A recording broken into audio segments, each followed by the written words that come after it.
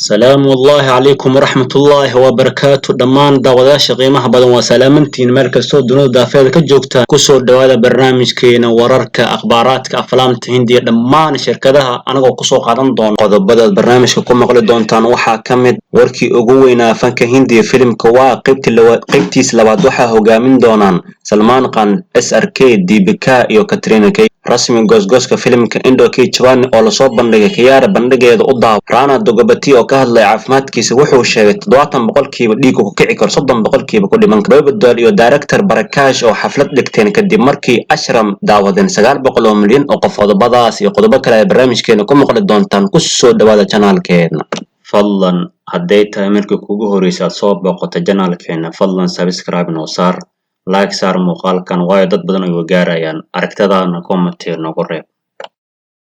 Deepika Padukone oo SRK kula soo biirtay dawista filimka Batan xidigta laga dambeeyay Deepika ayaa soo xaadirtay goobta dawista filimka Batan ka socota ayadoo toddobaadyo ka hor Bollywood King Khan aka Shah Rukh Khan mashruucan shaqadiisa ka bilaabay magaalada Mumbai waxaana director-ka filimkan Siddharth Ananda oo filimkii waa sanadkii hore sameeyay kaasi oo blockbuster taariikhi ah noqday filimkan Batan waa action iyo fariinta arrimaha sirdoonka waxaana laadarka ah John Abraham oo dawista filimkan bisha Febraayo ee sanadka dambe soo xaadiri doono waxaana maalgelinaysa shirkadda fanka Hindi ugu awoodda badan Yash Raj Films oo mashruucan lacago fara badan galisay lana daawan doono Diwali 2021 Deepika haatan waxaa la sheegay in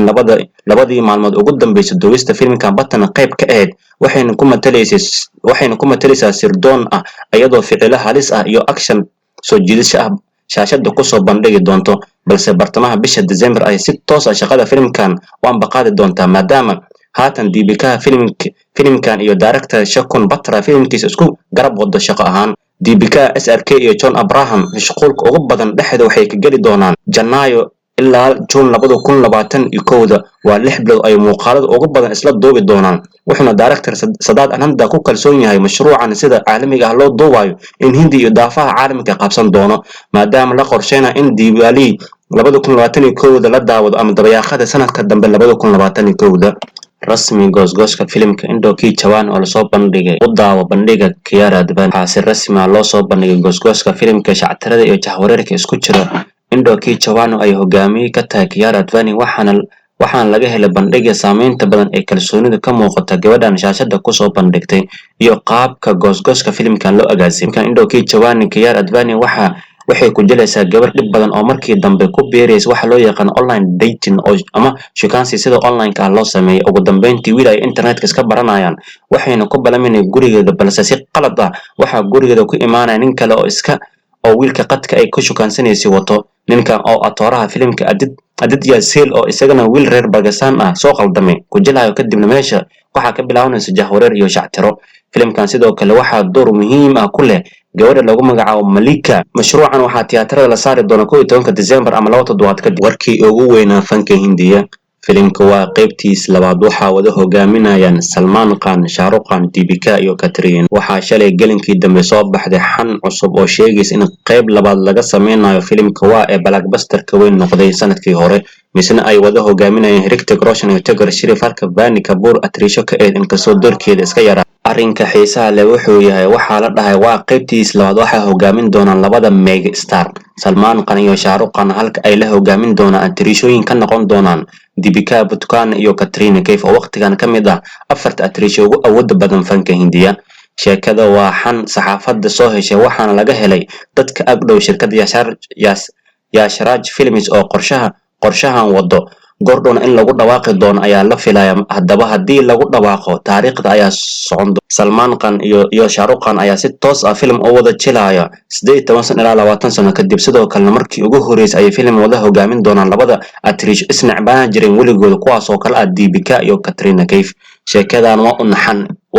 waxaan rajayn doonaa in lagu dhawaaqi doono Gordon ay shirkadda Yash Raj shaacin doonto Rana Dogobati oo ka hadlay caafimaadkiisa wuxuu sheegay 70% dhiigga ku kici kara 30% ku dhiman atooraha caanka Telugu ka tirsan Rana Dogobati ayaa banaanka soo dhigay xaaladiisa caafimaad iyo marxaladaha adag oo soo maray kani waa mid awood badan dhanka shaashada sidoo kalena qof walba kaga yaabsada doorkiisa laadarka ah ee uu filimkii Bahubali labadiisa qaybood ku matalay si weyn loogu amaanay balse Rana wuxuu ka qayb galay asiga iyo director Nagne barnaamijka madadaalada ah sidoo kale xaqiiqooyinka dhabta ah looga hadlo dhanka TV-yada laga daawado waxaana xiriiri ka ahayd Samantha Akinyi atirishadana iyadana fanka Telugu ka tirsan waxaana barnaamijkan lagu magacaabaa Sam Cham waana barnaamij si weyn loo jecel yahay oo dadka caanka ah lagu casuumo Rana waxa laga weydiiyay xaaladiisa caafimaad maadaama sanadkii hore miisaan fara badan xidigan ka dhacay sidoo kalena u ekaaday sida qof macluul ku dhacday oo jiro aad u daran hayso Rana wuxuu yiri tan iyo markii aan dhashay dhiikar ayaan qabay ama dhiigayga mar walba sare ayuu u kacayay sidoo kalena dhaqaatiirtu waxay ii sheegeen inaan qabo xanuun daran sida in wadnahayga xididaha qayb ka mid ah calciumka ku badan yahay taasi oo dhaqdhaqaaqa dhiigga xiraysa sidoo kalena keliyahayga si joogto ah uma shaqayn jirin waxayna kaloo dhaqaatiirta ii sheegeen in 70% u badan tahay dhiigga hal mar igu kaco khatar badan galso sidoo kale 30% fursad aan ku dhiman karo ama ku geeriyoon karo ay jirto Samantha ayaa la ilmeysay Rana oo markii uu ka hadlayay xaaladiisa caafimaad isagana ilmada ka qabanaysay waxayna sheegtay Samantha in Rana yahay geesi dhab ah sidoo kalena dadka ay wax ka sheegeen xaaladiisa ayagoona ka warqabin waxayna sheegtay inay indhaheeda ku aragtay sida uu Rana geesi u yahay xanuun walbana oo kaga soo kaban dhinaca shaqada Rana waxa uu diyaarsan filimka Aranya oo la daawan doono toddobaadka ugu horeeya bisha Janaayo 2021 wuxuuna ku matalaya nin konton jir oo doorka ama keedka ku ilaalinaya maroodiyaasha si uu doorkan ugu run sheego xaaladiisa caafimaad ayuu halis geliyay maadaama 30% uu miisaankiisa dhimay noloshiisa gaarka Rana wuxuu guursaday gabadha lagu magacaabo Mihika wuxuuna guursaday bishii Agoosto ee sanadkan waana xilligii Hindiya bandooga ka jiray saameynta corona awgeed ayuu Rana magaalada Hyderabad ku aqal galay Sonakshi Sinha oo ka hadashay dibkii John Abraham gaaray 4 sano ka hor atirishada caanka ee la wada jecel yahay Sonakshi Sinha sanadkii 2010 ay Bollywoodka ku soo biirtay waxayna ku soo caan baxday filimkii super blockbuster ka noqday Dabanga oo ay la sameysay Salman Khan wixii markaas ka dambeeyay fanka Hindiya way saldhigatay ayadoo la shaqeysay actoryaal caan ah kana soo muuqatay mashaariic kala duwan oo guul waaweyn gaareen haddaba Sonakshi Sinha waxay ka hadashay 4 sano ka hor saaxiibkeed John Abraham oo ay isla sameynayeen filimka Force 2 dhibaatada gaartay John oo ahayd in jiribka dhaawac xoogan ka soo gaaray kadibna John shaqeyn waayay muddo 2 bilood ah Sonakshi waxay tiri 4 sano ka hor waxaan sameynay filimkii Force 2 oo ka mid ah iqaasa maadaama action caalami ah ku soo bandhigay sidoo kale daawadayaasha ka heleen fariintiisa balse shaqadan qurxoon aan qabanay dhib badan ayaan ka marnay Sonakshi Sinha oo hadalka sii wadato waxay tiri waxaan hilmaami karin John dhibkii soo gaaray xilli aan magaalada Mumbai filimkeena ku duwayna wuxuuna sameynay muuqaal action halis badan oo albaab jibinayo markii ficilka sameynay nasiib darro uu sabixday ama uu taraaraxay dhaawac ayaan dhanka jilibka ka soo gaaray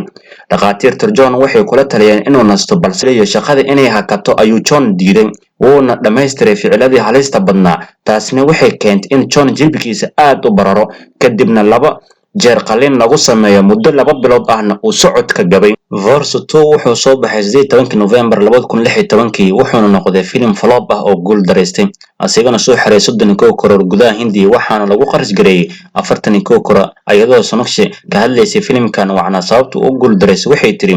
Force 2 wuxuu ahaa filim heer sare ah daawadayaasha ka heleen balse nasiib darro daawadayaasha waxay ku soo beegmatay xilli lacagta Hindiya isbedel lagu sameeyay oo sicir barar jiray taasina waxay keentay mashruucan ganacsi ku filan inuu sameyn waayo maadaama gobolada qaar xasaarad xoogan ka jirtay laakiin Force 2 waa film oo nagu qaali ah aniga sharaf weyn ayay ii ahayd inaan taxanahan qayb ka noqdo Bobby Deol director Prakash oo xaflad dhigteen kadib markii Ashram daawadeen 900 milyan oo qofood